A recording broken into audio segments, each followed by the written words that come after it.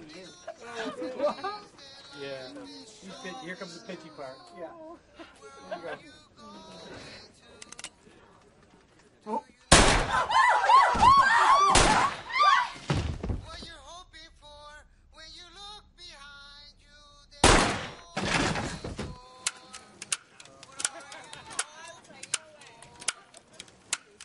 What about you, Frank? Did you see that freak on American Superstars last night?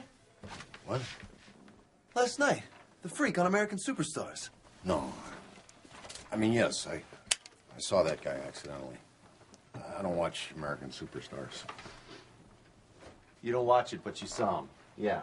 Right. What, are you too good for the show? Yeah. I'm too good for a karaoke contest that makes stars out of people with no talent. You can't say that, dude. Some of those kids have real talent. No, they don't. They have good pitch. They're relatively clean. They're non-threatening to little girls and old ladies. They have the ability to stand in line with a stadium full of other desperate and confused people. But I assure you, they're talent-free. Yeah, well, I bet 32 million people would disagree with you, bro. Because that's how many people called in to vote last year on the finale. I wish I was a super genius inventor and could come up with a way to make a telephone into an explosive device that was triggered by the American Superstars voting number. The battery could explode and leave a mark on the face so I could know who to avoid talking to before they even talked. And I could look and say, no, you're not going to be saying anything that's going to add any value to my life. Yeah, but it's funny.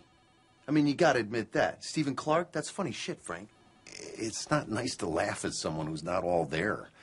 It's the same type of freak show distraction that comes along every time a mighty empire starts collapsing. American Superstars is the new Coliseum.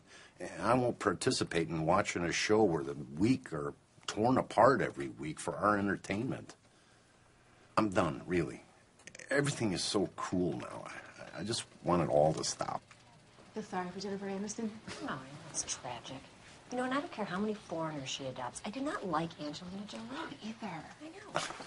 I mean, nobody talks about anything anymore. They just regurgitate everything they see on TV or hear on the radio or watch on the web. When was the last time you had a real conversation with someone without somebody texting or looking at a screen or a monitor over your head?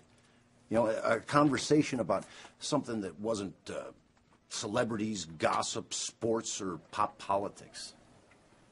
You know, there's something important or something personal.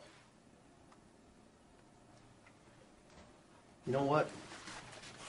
Tate and Jeff were talking about that this morning. They were saying how their freedom of speech is in jeopardy. Well, you don't listen to them either? No, I don't. What are you more of a KT in a snake pit type of guy?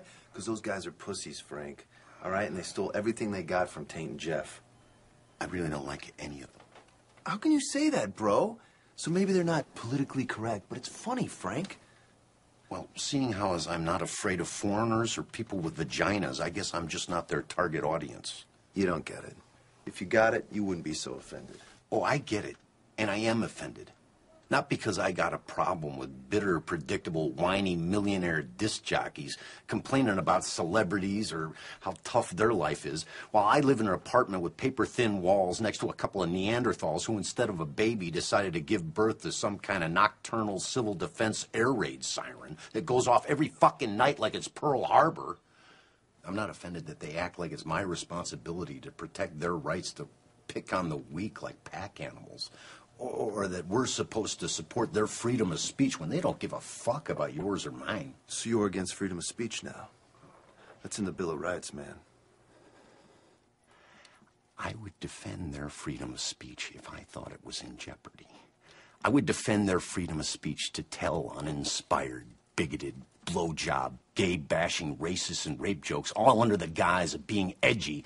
But that's not the edge. That's what sells.